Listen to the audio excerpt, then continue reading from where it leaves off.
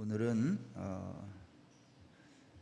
시편 119편 제가 13번째 오늘 설교를 하는데, 오늘은 구절을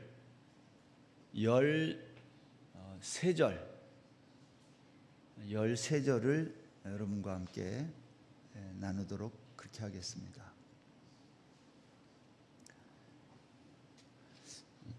보통은 16절씩 제가 설교를 했는데, 오늘하고 다음 주는 이제 구절을 조금 조정을 했습니다. 오늘 말씀의 제목은 여전한 고난, 여전한 평안, 이러한 제목입니다. 시편 119편에 그 22개의 연 합치면 176절 가운데 처음에 두 연 1절에서 16절까지, 그리고 마지막 연 이제 다음 주일날 보게 될 169절부터 176절을 제외하면 거의 모든 연에서 반복해서 나오는 내용이 있습니다. 그것은 고난이라는 주제예요. 오늘 본문도 고난으로 시작합니다. 그런데 우리가 눈여겨서 볼 것은 시인이 고난을 언급할 때마다 함께 따라 나오는 말씀이 있다는 겁니다. 그것은 시인이 고난의 때에 주의 율례, 법도, 말씀을 항상 읊조리고 지키고 경외했다, 그 말이 같이 나와요. 이런 말이 되죠. 시인은 고난의 때마다 주의 말씀에 머물러 있었다, 그런 말이에요. 오늘 본문 153절을 한번 보십시오. 나의 고난을 보시고 나를 건지소서, 내가 주의 율법을 잊지 아니함이니이다. 여기 153절에서 나의 고난을 보시고 했는데, 여러분, 그리스도인에게 고난이란 뭘까 하는 거예요. 여러분, 특별히 이 시인에게 고난이란 뭘까요? 시인에게 있어서 고난은 여전히 반복되는 일상이었어요. 왜 믿는 그리스도인에게 고난은 이렇게 여전한 반복이어야 할까? 그 이유는 성도가 어디에 소속했는지와 관계가 있어요. 여러분, 세상이 우리를 미워하는 것은요, 우리가 무엇을 잘못해서라기보다는 우리가 자신들과 같은 세상에 속하지 않았기 때문이에요. 세상은 자기와 같은 편에 속하지 않는 우리를 좋아할 수 없어요. 여러분, 우리도 이 세상에서 아무리 친한 친구, 가족 간에도 서로 자기가 속한 진영이 다르면, 예를 들어서 야구 좋아하는 사람들은 그 프로팀이 서로 다르면 가족임에도 불구하고 확 갈려요, 거기 가면. 그렇죠? 정치적인 문제도 마찬가지예요. 가족끼리도 이게 진영이 달리면 서로 평평하게 자기의 진영 편에 서서 모든 이야기를 한다, 이 말입니다. 생각해 보세요. 사랑으로 하나 되어야 할 가족 간에 이렇게 갈등이, 다툼이 있는 이유가 뭘까? 그것은 우리의 소속이 다르기 때문이라는 거예요. 하늘에 속한 사람이 있고 땅에 속한 사람이 있는데 이 둘 사이에 싸움이 없다면 하나는 가짜인 거예요. 여러분, 속한 것이 다르다는 것은 바라보는 관점도 다름을 말하는 겁니다. 그래서 같은 것을 바라보려면 속한 것이 같아야 돼요. 우리가 성경 한 군데 한번 볼까요? 요한복음 17장 14절 말씀. 내가 아버지의 말씀을 그들에게 주어 싸움에 세상이 그들을 미워하여 싸우니 이는 내가 세상에 속하지 아니한 같이 그들도 세상에 속하지 아니함으로 인함이니이다. 여기 보면 속함과 미워함이 서로 연관성이 있다고 말합니다. 내가 어디에 속했느냐에 따라, 내가 어디에서 바라보느냐에 따라 우리는 서로 미워하기도 하고 서로 한 팀이 되어 하나 되기도 하는 이러한 연관성이 있다는 거예요.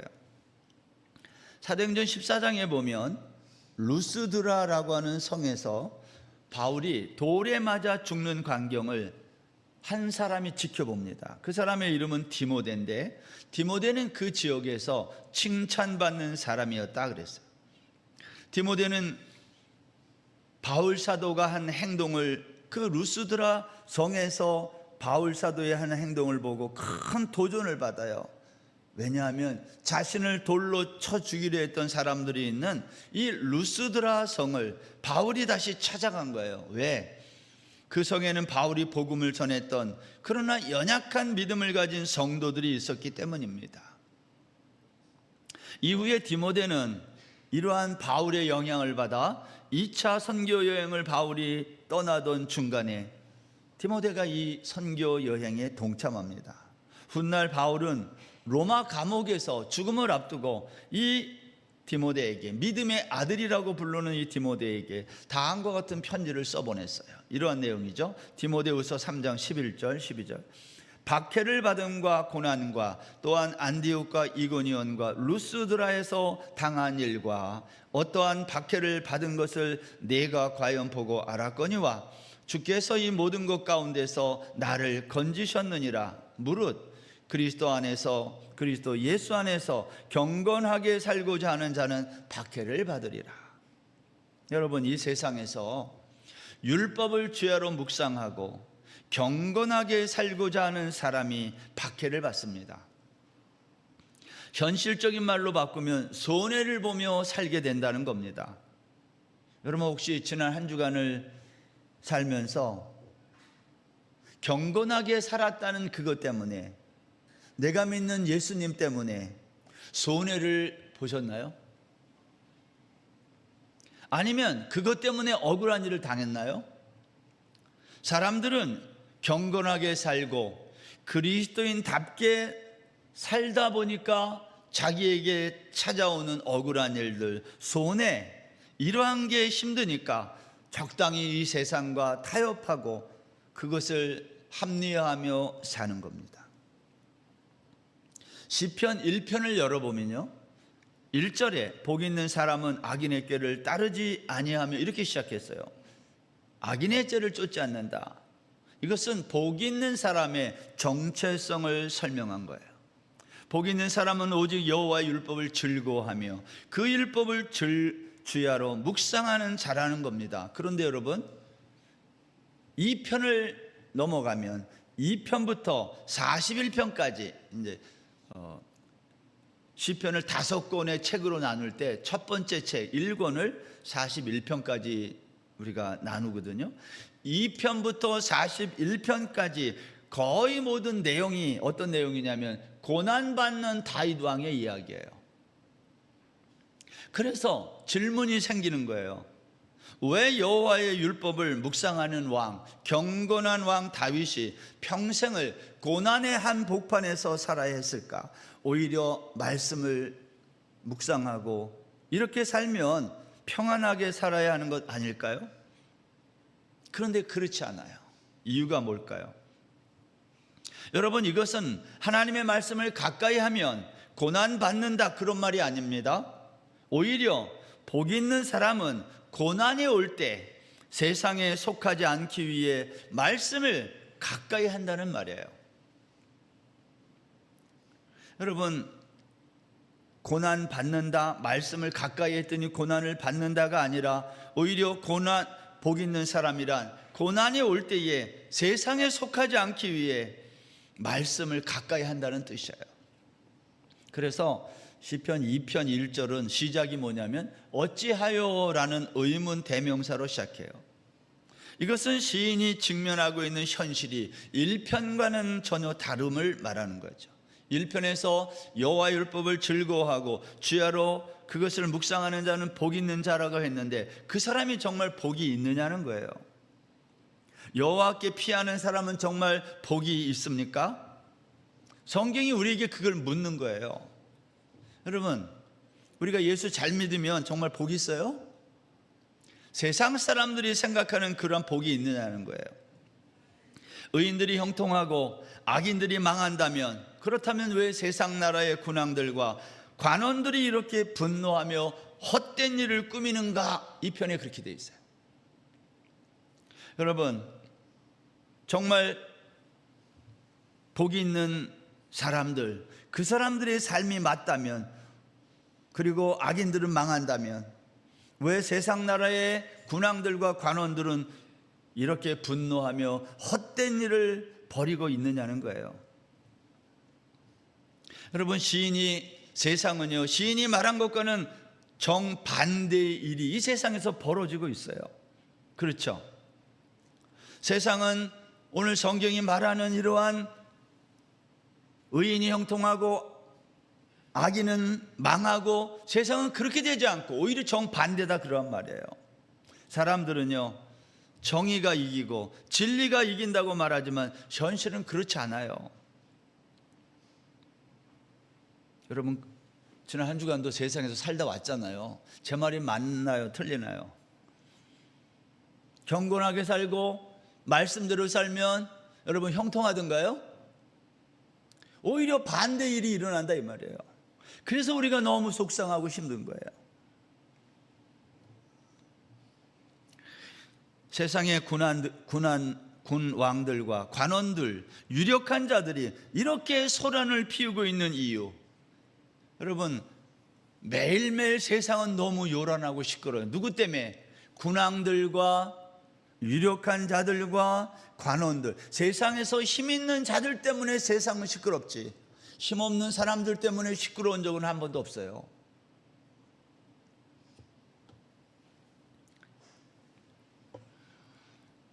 그렇다면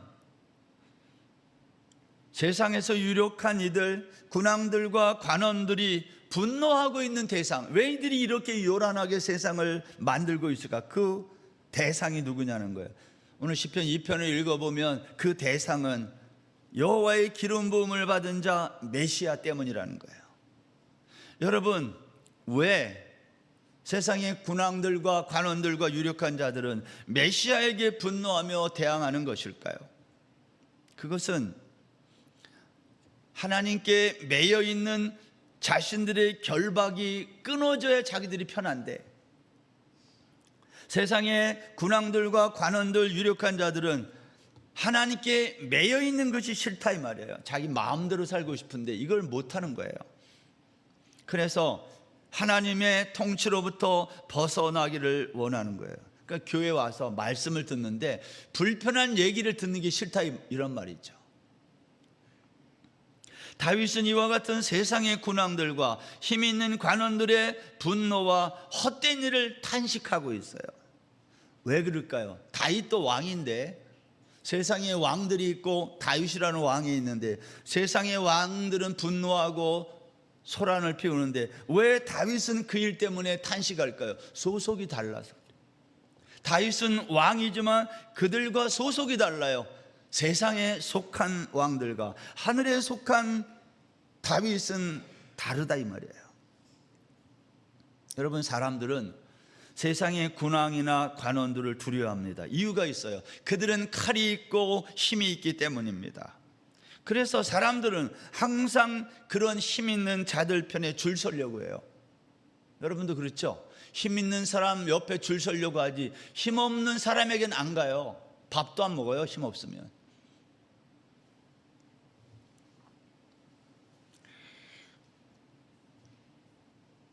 여러분, 직장 생활이 무엇이고 사회 생활이 무엇인가요?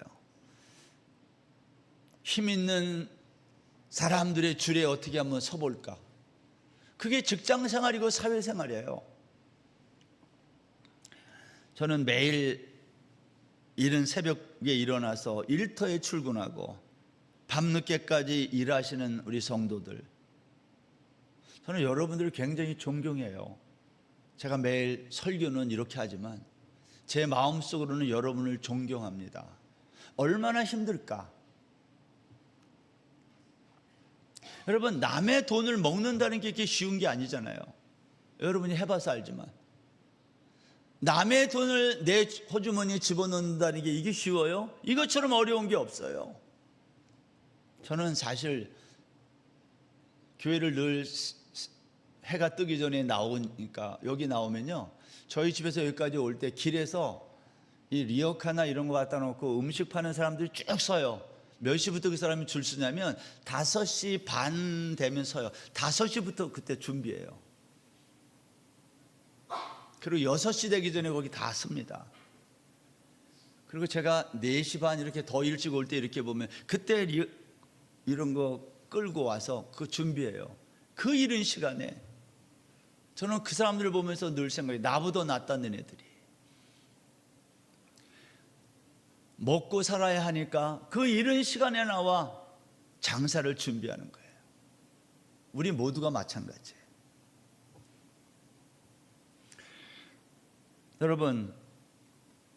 여러분이 혹시 직장에 나가 일하면서 여러분이 하는 일들을 하다가 그런 생각을 해본 적 없습니까? 내가 이렇게까지 일하면서 꼭 살아야 되는가? 그런 생각이 들 때가 있지 않아요? 이거 안 하고 할 수는 없을까? 내가 이렇게까지 하면서 이 더럽고 치사한 이 일을 내가 언제까지 해야 될까? 그러한 생각 우리가 가질 때가 있잖아요. 그러나 우리는 모두 그것을 다 견디고 사는 것입니다. 그래서 제가 여러분을 존경한다는 거예요. 힘의 논리가 지배하는 이 세상에서 힘이 아닌 십자가의 논리를 따라 산다는 것은 정말 쉽지 않은 선택이에요.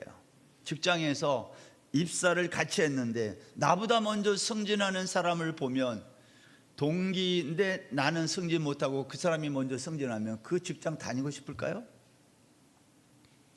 승진이 늦으면 연봉도 주는 거예요. 우리가 그것을 다 감내하면서 지금 직장을 다니고 일을 하고 사는 거 아닙니까? 이거 쉬운 게 아니에요. 그래서 때로는 억울한 일도 당하고 손해를 보기도 하는 겁니다. 그래서 속이 상해요. 그래서 저녁에 또 약주 한잔하고 이렇게 하루를 마무리 짓고 그러는 거 아닙니까? 그런데 여러분, 우리가 기억할 것이 있어요. 그렇게 믿음으로 사는 우리를 하늘에서 긍휼히 바라보시는 분이 있다는 거예요.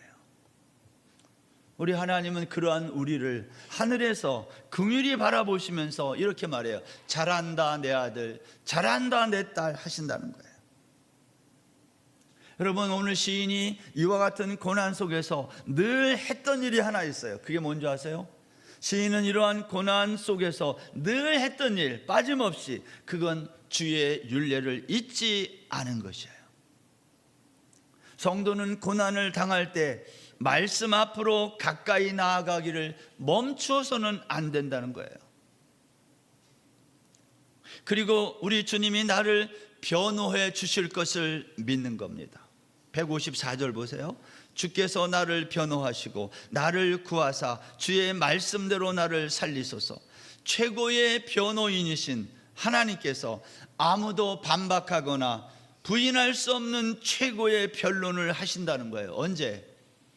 우리 인생의 마지막에, 우리 인생의 마지막 심판의 자리에서 최고의 변호인이신 하나님이 우리를 위해 변호하는 날이 있다는 거예요. 여러분, 인생은요, 지금이라는 시간에 결정되지 않습니다. 우리 인생은 주님 앞에 서는 날 모든 것이 결정되는 거지, 지금은 계속해서 바뀌는 결정이에요. 10년 전에, 10년 후에, 지금 우리의 인생은 계속 바뀌어요, 결정이.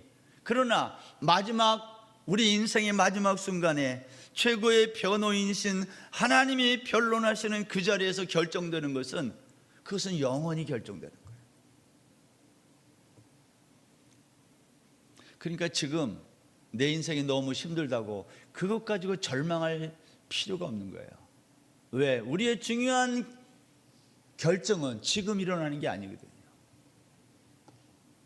주님 앞에 서는 날 이 모든 것이 결정되는 겁니다. 이렇게 경건한 사람은 고난 중에도 주의 율례를 구하는 삶을 산다는 거예요. 이게 시인의 고백이에요. 그런데 악인은 그렇지 않다는 거예요. 155절 말씀입니다. 구원이 악인들에게서 멀어지면 그들이 주의 율례들을 구하지 아니함이니이다. 악인의 특징은 뭐냐? 주의 율례를 구하지 않는다. 시인은 고난의 자리에서 하나님 앞으로 가까이 나아가지만 악인은 그렇지 않다는 거예요. 요한복음 5장에 가면요, 베데스다 연못가에서 38년 된 병자를 예수님이 고쳐주는 사건이 있어요. 근데 그날은 안식일이었어요. 유대인들이 안식일에 병자를 고쳤다고 트집삼아 예수님을 핍박했어요. 이때 예수님이 하신 유명한 말씀이 있어요. 내 아버지께서 일하시니 나도 일한다. 유대인들은 하나님을 자기 아버지라고 하면서 자신을 하나님과 동등하게 하는 예수를 죽이려고 했어요. 요한은요, 이때 일을 자세하게 전하면서 당시 박해하던 유대인들에게 하신 예수님의 말씀을 이렇게 기록했어요. 요한복음 5장 38절 이하입니다. 그 말씀이 너희 속에 거하지 아니하니 이는 그가 보내신 이를 믿지 아니함이라. 너희가 성경에서 영생을 얻는 줄 생각하고 성경을 연구하거니와 이 성경이 곧 내게 대하여 증언하는 것이니라. 그러나 너희가 영생을 얻기 위하여 내게 오기를 원하지 아니하는도다. 여러분, 유대인은요, 성경을, 율법을 가까이 하는 사람들이에요. 그러나 율법을 가까이 하는 그들이 예수님께 가까이 오지는 않았다는 거예요. 원하지 않았다는 거예요. 율법은 예수에 대하여 증언한 책인데 율법을 가까이 하면서도 예수께로는 가까이 가지 않는 모순에 빠졌다. 누가? 유대인들이. 그 결과 예수님이 안식일에 38년 된 병자를 고쳤다고 박해한 거예요. 여러분, 오늘날 성경을 가까이 하는 사람들은 많지만 예수님께 가까이 나아가는 사람은 많지 않아요. 이런 거예요. 성경에서 지적인 만족을 얻고 설교를 듣고 은혜 받고 아멘 하지만 주님께 가까이 나아가지는 않아요. 왜냐하면 성경을 배우고 듣는 일과 주님께 가까이 나아가는 일은 다른 것이기 때문에. 이런 말과 같아요. 교회는 나오는데 예수님은 믿지 않아요. 지난 화요일 날 행복한 주부, 행복한 가정 성경 공부를 처음 시작했습니다. 저는 이 모임을 시작하면서 이런 질문을 속으로 계속했어요.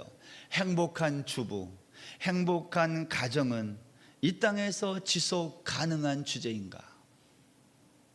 왜냐하면 적지 않은 주부가 주부로서 사는 삶이 행복하지 않고 적지 않은 가족 구성원들이 자기가 사는 가정에서 행복을 느끼지 못한다는 거예요. 통계로 나온 것은 없지만 부부가 되어서 평균 사는 결혼 기간, 그것과 일터에 나가 일하는 기간은 비슷하다 말해야 될 것입니다. 그 기간을 예를 들어서 30년, 40년으로 본다면 이런 말이 되는 거예요. 우리가 결혼해서 가정과 일터에서 믿음으로 사는 것이 아무리 힘들어도 30년, 40년만 견디면 되는 거예요. 왜냐하면 우리는 30년, 40년 살고 끝날 인생이 아니라 우리는 영원을 살 사람들이기 때문에 그렇습니다. 그러니까 여러분, 부부 생활이 아주 힘들고 가정 생활이 조금 힘들고 불편해도 30년, 40년 참고 살만한 이유가 있는 거예요.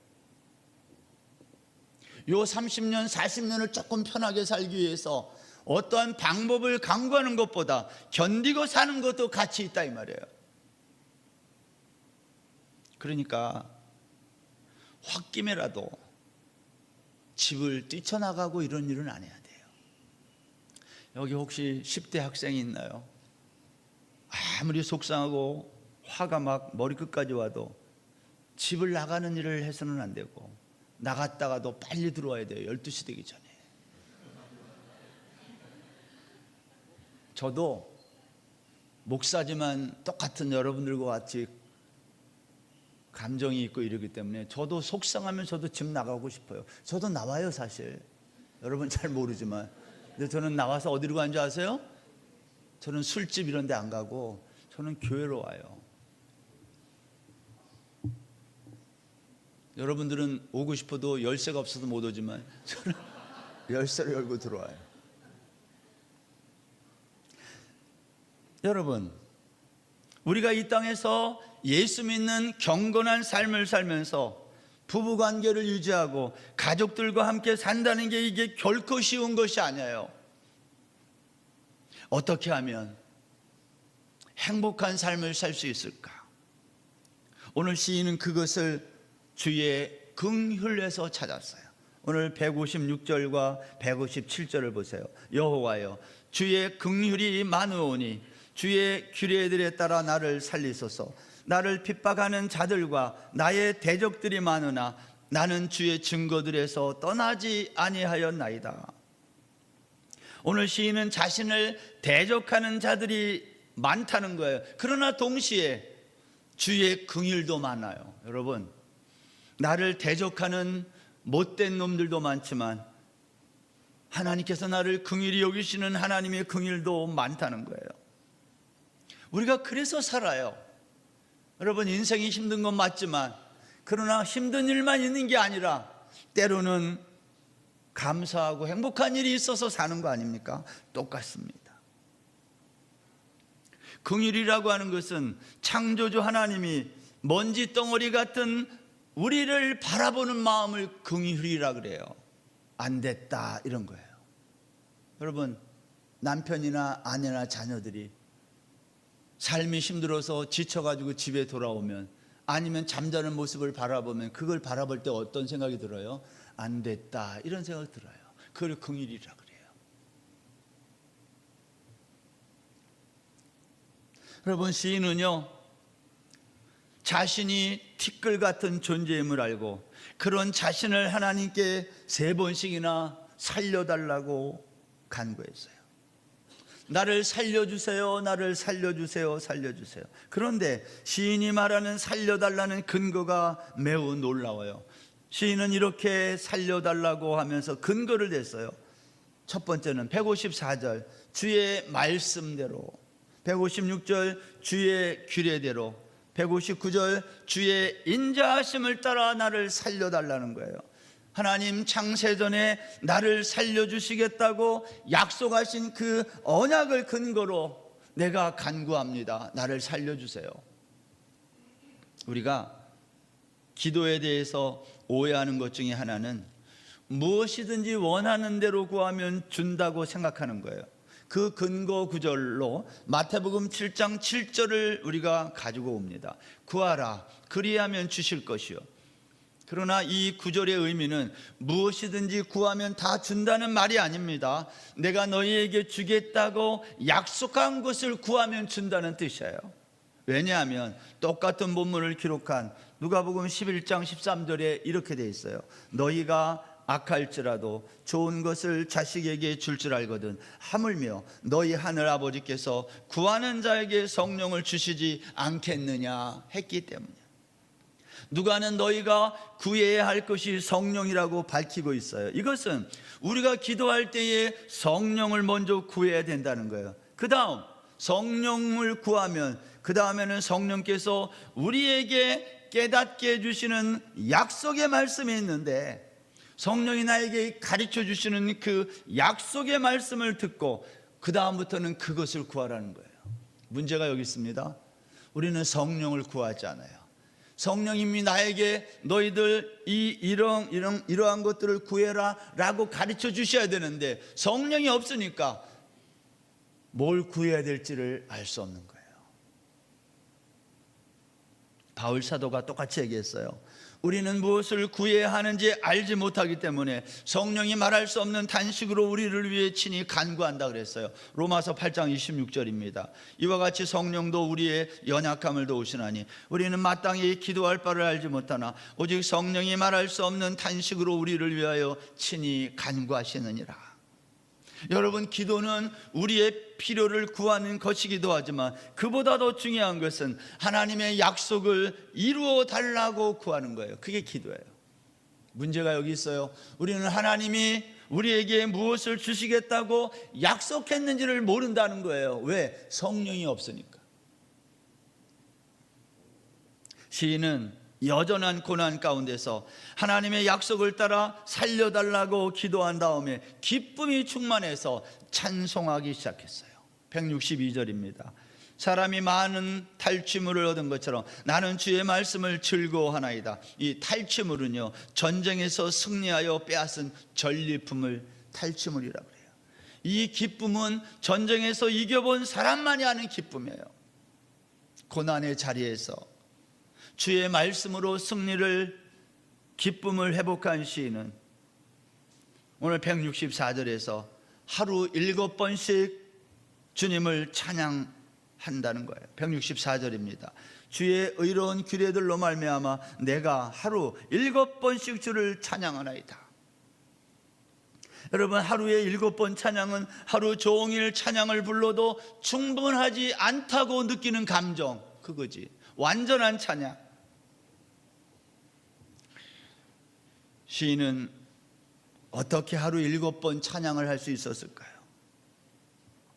그것은 주의 의로운 규례 때문입니다. 사랑하는 여러분, 말씀을 사랑하면 그 말씀을 잊지 않기 위해 찬송을 부르게 돼요. 찬송은 결국은 말씀을 노래하는 거거든요. 그러니까 말씀이 없는 찬송은 찬송이라 할 수 없어요. 제가 오래전에 불렀던 찬송이 있습니다. 제가 평생 잊지 않는 찬송이에요. 저는 이 찬송을 부르면서 처음으로 천국을 느꼈어요. 제가 부르고 싶지만 안 불러요. 일부 예배 때 불러봤는데 분위기가 완전히 주저앉았어요. 그래서 제가 안 부르고 가사 한번 띄워줘 보실래요? 나느냐 친구 되신 하나님과 푸른 초장 한없이 거니네. 손을 잡고 기쁨을 나누면서 단둘이서 한없이 거니네. 손을 잡고 기쁨을 누리면서 단둘이서 한없이 거니네. 지나간 날들 내게 말씀하며 앞날에 될 일 내가 들을 때 믿을 수 없는 꿈만 같은 사실, 믿으니 이 세상 천국 같다. 믿을 수 없는 꿈만 같은 사실, 믿으니 이 세상 천국 같다. 제가 이 찬양을요, 20대 초반에 이 찬송을 알게 돼서 제가 하루 종일 일주일 내내 이 찬양을 입에서 흥얼거리며 살았어요. 왜냐? 천국의 모습이 이런 것이구나, 그것을 제가 처음으로 느꼈기 때문이에요. 사랑은요, 단둘이서 나누는 미로예요. 사랑하면 떼지어 다니면서 사랑이 안 돼요. 사랑하는 사람이 있으면 그 사람하고만 있고 싶은 거예요. 그 사람과만 같은 공간에 있고 싶어요. 이걸 사랑이라고 그래요. 천국은 바로 그러한 데, 내가 정말 사랑하는 주님과 나만이 있는 그곳. 방지수 집사님이 반주하다가 멈췄는데, 여러분들은 단둘이서 하나님과 푸른 초장과 같은 곳, 손을 잡고 단둘이서 이렇게 주님과 사랑을 나누어 보신 적이 있습니까? 저는 여러분들이 이렇게 신앙생활을 하실 수 있기를 바랍니다. 하루 7번 찬양하라는 것은 찬양을 많이 하라는 게 아니라 찬양이 너무 좋아서 그것을 흥얼거리는 거예요. 우리 반주해 주신 방지숙 집사님에게 박수 한번 하겠습니다.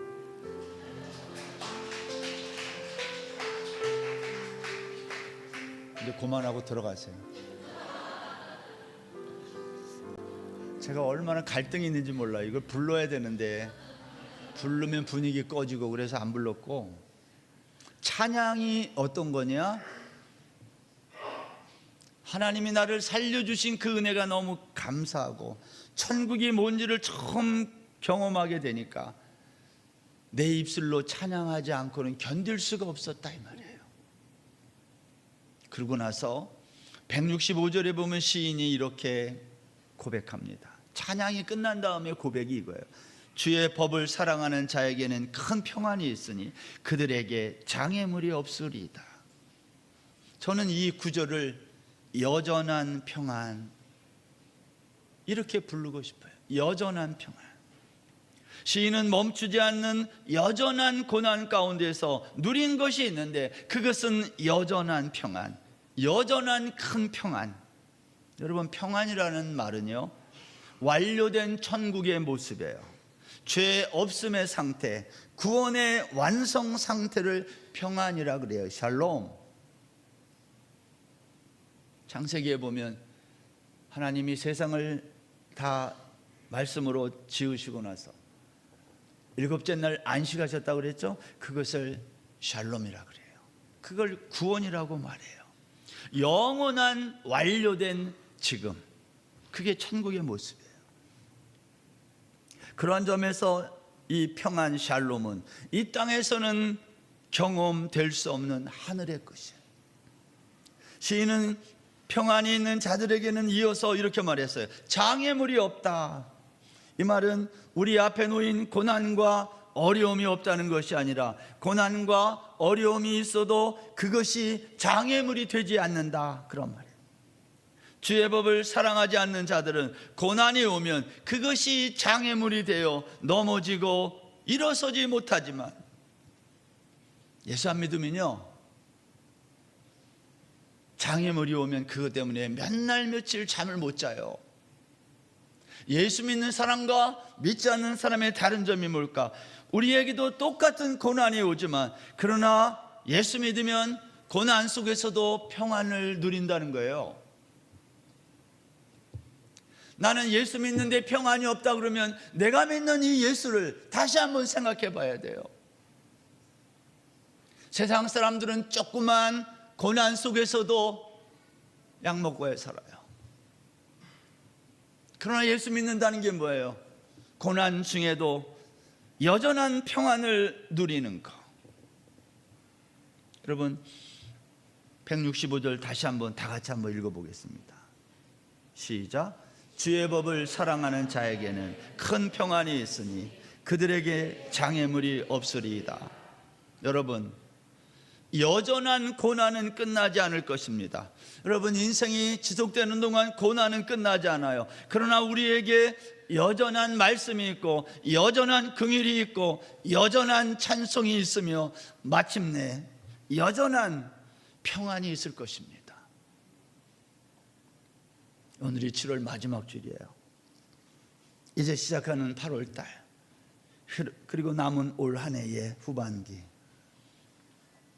저는 해관이교회 성도님들이 광야에서 기적을 경험하는 교회가 되라, 이 표를 붙잡고 남은 6개월도 5개월도 달려갔으면 좋겠어요.